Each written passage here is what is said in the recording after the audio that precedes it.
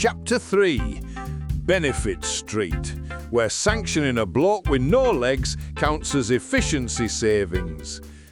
If the NHS is a slow death in a corridor, then the benefit system is death by 1,000 paper cuts, delivered by a sadist who's been on a customer service course run by Satan himself. Take my mate Deaf Derek. Lost both legs below the knee in 2008 when a silo collapsed on him up at Terrible Farm. Proper mess. 1 minute he's feeding to combine, next minute he's down to field looking like a pair of jeans that's been through a lawnmower. Doctors saved his life, gave him 2 NHS prosthetic legs that whistle when it's gonna rain, and sent him home with a pat on two head and a lifetime prescription for cocodamol.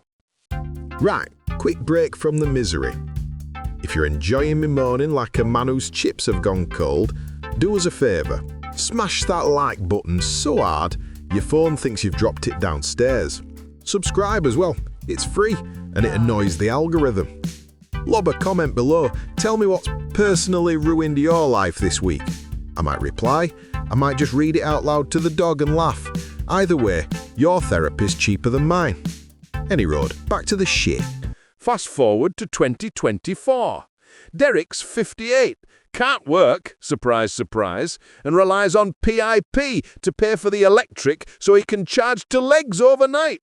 Without juice, to knees lock, and he topples like a drunk giraffe. Funny the first time, less funny when you're face down in your own porridge. So every year he fills in a 60-page form that asks questions like, can you pick up a £1 coin using only your elbows while reciting the Lord's Prayer backwards in Latin? Derek ticks no. Fair enough, most folk couldn't. They send a nurse round. Well, they call her a nurse. She's actually a failed beautician from Doncaster who did a 2-day course in functional assessment. She watches Derek try to stand up from the sofa. Takes him 4 minutes and a lot of swearing. She writes, client made deliberate theatrical groaning noises and awards him 4 points out of the 12 he needs. 4 points! That's less than you get for being mildly allergic to gluten these days. Appeal goes in. 18 months later, he gets a court date for 2027. In the meantime, they stop his money because failure to attend a back-to-work interview. Derek rings up. I haven't got any legs. How exactly am I supposed to attend? Public transport is available, Mr. Derek. Aye, and I'm available to do the moonwalk if you glue 2 brooms to me stumps.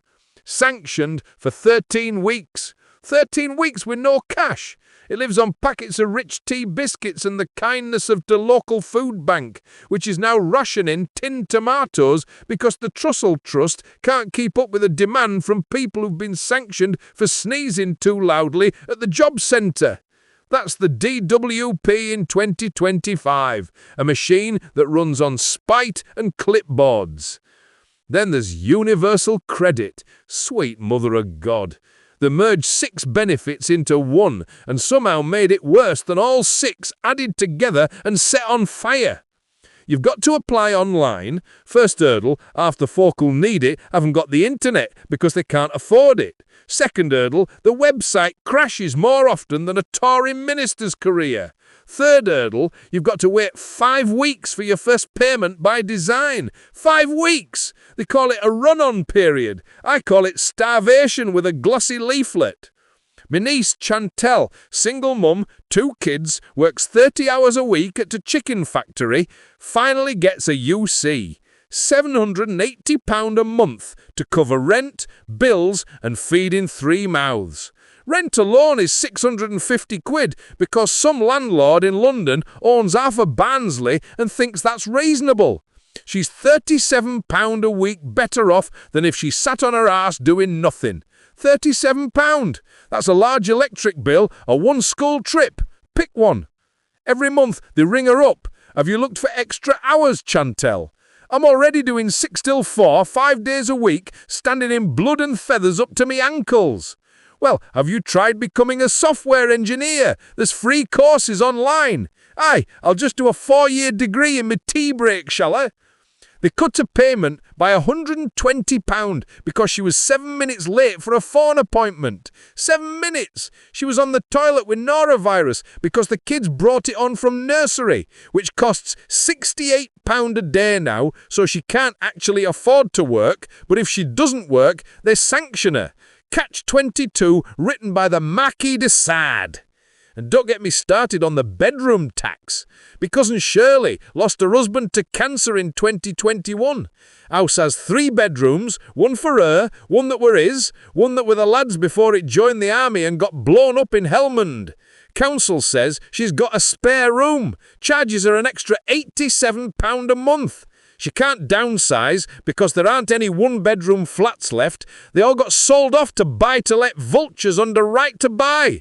So she sits in the cold in one room, lights off, crying over photos, while the other 2 bedrooms stay empty like mausoleums. That's the safety net, lads. A hammock made of razor wire, suspended over a pit full of accountants.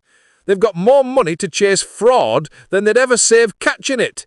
Sent a bloke round to me mate Blind Barry's house once. Barry's registered blind, cataracts, glaucoma, the full set. Investigate to knocks. Barry opens the door with his white stick. Mr. Barry, we're here to check you're not secretly working as a sniper.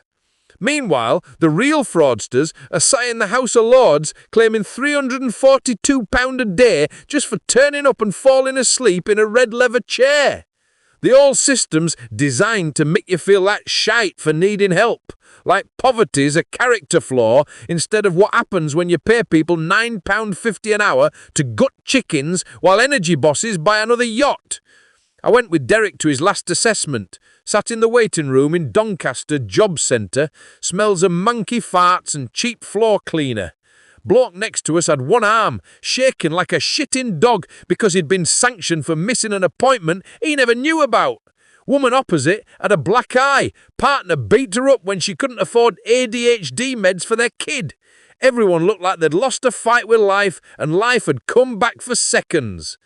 Derek turns to me and says, quiet like, if I'd known it'll be like this, I'd elect a silo, finish the job.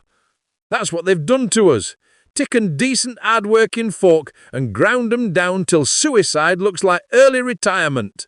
They say there's no magic money tree. Funny that, because they found 37 billion for a test and trace system that didn't work, 4 billion for PPE that went straight in the bin, and God knows how many billion for their mates' ferries that never sailed.